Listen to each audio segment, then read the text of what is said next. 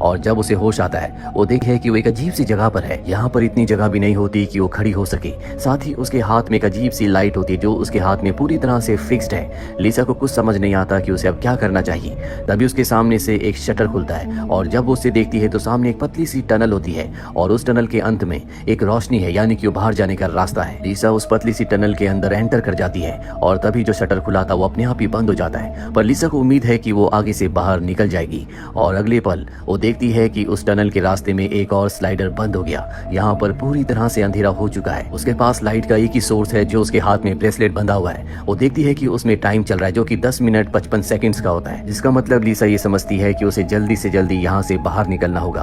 और अब जब वो आगे बढ़ती है तो रास्ता और भी संकरा हो जाता है, जिससे उसे आगे बढ़ने में बहुत तकलीफ हो रही होती है। लेकिन लिसा किसी तरह से आगे बढ़ते हुए एक दूसरी टनल में पहुंचती है जहाँ पर लाल, पीली और नीली लाइट चल रही होती है। लिसा जैसे जैसे आगे बढ़ती है इस चेंबर की, इस टनल की दीवारें एक दूसरे के करीब आने लगती है। लिसा जल्दी से आगे बढ़कर इस टनल से निकलकर दूसरी जगह पहुंच जाती है, जिससे उसकी जान बच जाती है। और अब जिस जगह पर वो आ चुकी है वहां पर एक डेड बॉडी है जिसके हाथ में उसी तरह की लाइट बंधी हुई है जिस तरह की उसके हाथ में है। वो समझ जाती है कि इससे पहले जिसने भी उसे यहाँ पर ट्रैप किया है उसका विक्टिम यही था। लिसा अब धीरे धीरे आगे बढ़ती है और तभी सामने से एक शटर बंद हो जाता है। साथ ही लिसा के हाथ में जो ब्रेसलेट है जिसमें लाइट चल रही है उसका टाइम खत्म हो चुका है, इसीलिए लाइट रेड हो जाती है। लिसा समझ जाती है कि कुछ ना कुछ होने वाला है। अभी लिसा के साइड में एक ग्लास ऊपर होता है। लिसा देखती है कि वहां पर उसके जाने की छुपने की जगह है, इसीलिए उस जगह पर चली जाती है और अगले पल वो ग्लास नीचे हो जाता है, जिसके बाद पूरे टनल में आग फैल जाती है और इस तरह से लिसा की जान बच जाती है।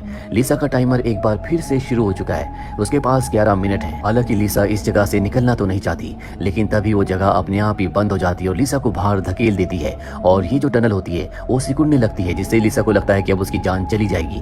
लेकिन इससे पहले कि वो उसे क्रश करती, दीवारें अपने आप ही रुक जाती है, यानी कि उसका रास्ता अब और भी संकरा हो चुका है। लिसा इस टनल में पूरी तरह से परेशान है, पर उसके पास आगे बढ़ने के अलावा कोई भी रास्ता नहीं है। वो जल्दी जल्दी अब आगे बढ़ने लगती है और तभी उसके सामने पानी का एक पॉन्ड आ जाता है। वो उसके अंदर चली जाती है और किसी तरह से दूसरे रास्ते से बाहर निकलती है। लिसा पूरी तरह से हताश हो चुकी है और तभी उसे एक उम्मीद की किरण नजर आती है। जब वो किसी के रोने की आवाज सुनती है वो उस आवाज की तरफ जल्दी जल्दी रेंग कर बढ़ने लगती है और तभी उसके आगे जो टनल होती है उसके नीचे का जो फ्लोर होता है वो अपने आप ही खुलना शुरू हो जाता है। नीचे बहुत ही खतरनाक एसिड है। लिसा किसी तरह से फ्लोर के कोने कोने पर चलकर, जिसके बीच में एसिड है, वहां से पार करने की कोशिश करती है, लेकिन फिर भी उसका पैर एसिड में टच हो जाता है, जिससे उसे बहुत तकलीफ होती है। पर वो उस फ्लोर को पार करके आगे जाती है जहां पर वो देखती है कि एक आदमी है जिसकी दिमागी हालत खराब हो चुकी है। वो समझ जाती है कि उसे भी यहाँ पर कैद किया है। वो उसे कहती है कि हमें यहाँ पर चूहों की तरह एक्सपेरिमेंट करने के लिए छोड़ दिया गया है, अगर हम एक दूसरे की मदद करें तो हम यहाँ से निकल सकते हैं। और तभी इनके हाथ में जो लाइट वाला ब्रेसलेट होता है उसका टाइम खत्म हो जाता है, उसकी रोशनी लाल हो जाती है। ये समझ जाते हैं कि कुछ ना कुछ होने वाला है और अब यहाँ पर वही सेफ्टी चेंबर खुलता है जिसका डोर ग्लास का है, पर ये जगह अब एक ही इंसान के लिए है। ये दोनों जानते हैं कि जो भी उसके अंदर जाएगा वो बच जाएगा, इसीलिए दोनों के दोनों स्ट्रगल करने लगते हैं, एक दूसरे को बाहर धकेलने लगते हैं। लेकिन किसी तरह से लिसा उसके अंदर चली जाती है और वो आदमी बाहर ही रह जाता है, जिसके बाद उस आदमी की मृत्यु हो जाती है। और तभी लिसा देखती है कि उसके हाथ में क्रॉस का टैटू है, जिससे उसे पता चल जाता है कि ये और कोई नहीं बल्कि एडम है। दरअसल एडम के बाल बड़े बड़े हो गए थे, वो अपना दिमागी आपा खो चुका था, जिससे हमें पता चलता है कि एडम और लिसा यहाँ पर पिछले कई दिनों से हैं। अब लिसा सब कुछ देखकर बेहोश हो जाती है और जब उसे होश आता है तभी उसके सामने एक मशीन, एक रोबोट आता है जो लिसा को एक फ्लैशबैक दिखाता है। ये फ्लैशबैक उस दिन का होता है जब एडम ने उसे कार में बेहोश कर दिया था। वो उसे मारना चाहता था, लेकिन तभी आसमान से एक लाइट इनकी तरफ आती है। इसका मतलब ये है कि जो भी उस लाइट के थ्रू लिसा तक पहुंचा था उसी ने एडम से उसकी जान बचाई थी, जिसके बाद एडम और लिसा दोनों को यहाँ पर ट्रैप कर दिया गया। और अब वो रोबोट लिसा के जख्मों को भी ठीक करता है, जिसके बाद वो चला जाता है। लिसा को इस सेफ जगह से बाहर निकलना पड़ता है। वो एडम के हाथ में देखती है जिसमें क्रॉस के साथ डायमंड के निशान भी होते हैं और तभी एक घूमता हुआ ब्लेड उसकी तरफ आने लगता है। लिसा जल्दी से पीछे हट जाती है और अब लिसा यहाँ से आगे बढ़ने लगती है और तभी एडम जो अब भी जिंदा है, जिसकी हालत बहुत ज्यादा खराब है, वो लिसा की तरफ बढ़ने लगता है क्योंकि वो लिसा को मारना चाहता है। लेकिन किसी तरह से लिसा इस जगह से निकलकर एक बहुत बड़े चेंबर में आ जाती है जहाँ पर चारों तरफ बहुत रोशनी होती है। लिसा यहाँ पर देखती है कि उसके साइड की जो वॉल्स है दरअसल वो स्क्रीन है और वहाँ पर वीडियोस चल रहे हैं और ये वीडियोस लिसा के बचपन के वीडियोस होते हैं जो उसके दिमाग में यादें हैं। उन सब यादों को, उसके बचपन के एक्सपीरियंसेस को कोई यहाँ पर वीडियो में प्ले कर रहा होता है। और अब एक बार फिर से यहाँ पर एडम आ जाता है जो कि उसे मारना चाहता है। लिसा उससे बचने के लिए आगे जाती है जहाँ पर उसके सामने दो रास्ते आते हैं। एक जो रास्ता बाहर का होता है उसके बीच में कटीली तारें होती हैं, पर लिसा का अब टाइम भी खत्म होने वाला है, यानी कि 11 मिनट्स पूरे होने वाले हैं। लिसा तय करती है कि वो कटीली तारों से आगे बढ़ेगी, जिसमें उसे बहुत चोट भी लगती है, लेकिन किसी तरह से वो उसे पार करके आगे बढ़ जाती है और तभी उसका टाइम खत्म हो जाता है। लिसा समझ जाती है कि अब उसका भी अंत आ चुका है और तभी इस चेंबर में आग का एक बहुत बड़ा सैलाब आता है। इससे पहले कि लिसा उस सैलाब में फंसती, नीचे से फ्लोर खुल जाता है और वो एक चेंबर में आकर गिरती है और ये वही जगह होती है जहाँ से उसने अपना सफर शुरू किया था, यानी कि एक बार फिर से वो स्टार्टिंग पॉइंट पर पहुंच चुकी है। लिसा के अंदर अब इतनी हिम्मत नहीं है कि वो एक बार फिर से अपना सफर शुरू करे। वो अपने रग से उन निशानों को दीवार पर बनाती है जो उसने एडम के ब्रेसलेट के नीचे देखे थे, और तभी वहाँ पर रोबोट आ जाता है जो उसके घाव को ठीक करना चाहता है ताकि एक बार फिर से वो अपना सफर शुरू करे। लेकिन लिसा हिम्मत हार चुकी है। वो कहती है कि मैं जीना नहीं चाहती। रोबोट उसकी इस इच्छा को पूरा करने वाला होता है, उसे मारने वाला होता है। तभी वो उन सिंबल्स को देखती है जो उसने वॉल पर बनाए थे, और उसे एहसास होता है कि ये बाहर जाने का रास्ता है। इसमें सभी डायरेक्शंस को बताया गया है कि कहां पर राइट कहां पर लेफ्ट जाना है। लिसा तय करती है कि एक बार फिर से वो यहाँ से बाहर निकलने की कोशिश करेगी।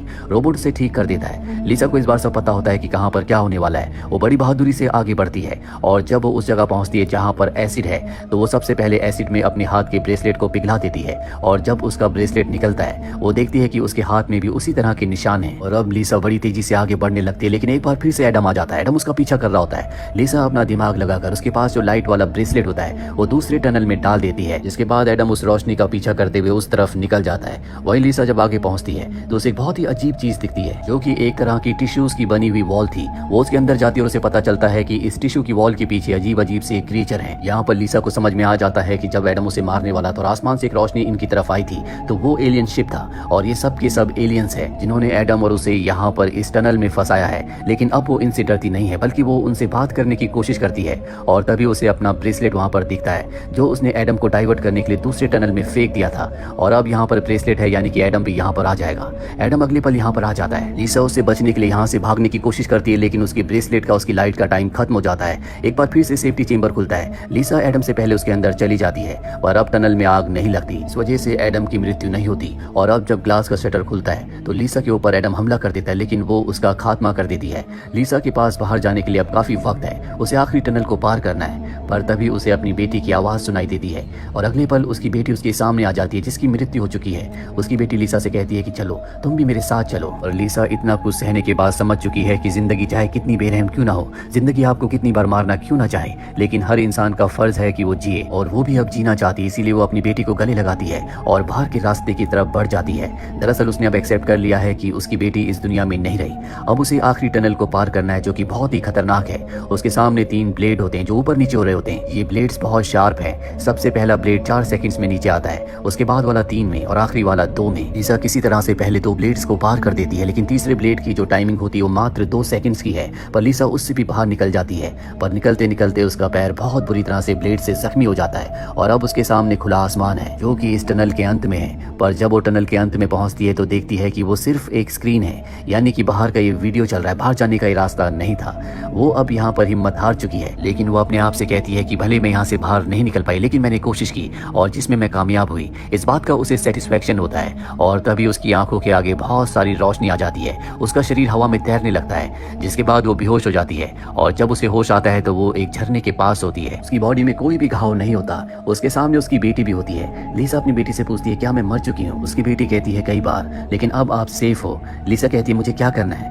उसकी बेटी कहती है अब तुम्हें जीना है। और तभी हमें इस जगह को दिखाया जाता है जहाँ पर लिसा अपनी बेटी के साथ है। ये बहुत ही खूबसूरत जगह है, जिसे देखने से साफ साफ पता चलता है कि ये अर्थ नहीं है, बल्कि ये कोई दूसरी दुनिया है जहाँ पर सब कुछ बहुत खूबसूरत है। और अब इस दुनिया में लिसा को अपनी बेटी के साथ जीना है। दरअसल ये एक साइकोलॉजिकल कहानी है जो हमें सिखाती है कि जिंदगी चुनौतियों से भरी हुई है। आपकी जिंदगी के सामने कितनी चुनौतियां क्यों ना आए, आपको हमेशा आगे बढ़ते रहना चाहिए। उस सफर में आप फेल हो या पास, इससे कोई फर्क नहीं पड़ता। जिस तरह से लिसा पहले अटेम्प्ट में पूरी तरह से फेल हो जाती है और वो हिम्मत हार जाती है, लेकिन वो फिर भी दोबारा हिम्मत करती है और अपने दूसरे अटेम्प्ट में अंत तक पहुंचती है, जहां पहुंचने के बाद उसे एहसास होता है कि यहां पहुंचकर भी वो मंजिल तक नहीं पहुंची, लेकिन उसे इस बात की खुशी होती है कि उसने वो किया जो करना चाहती थी।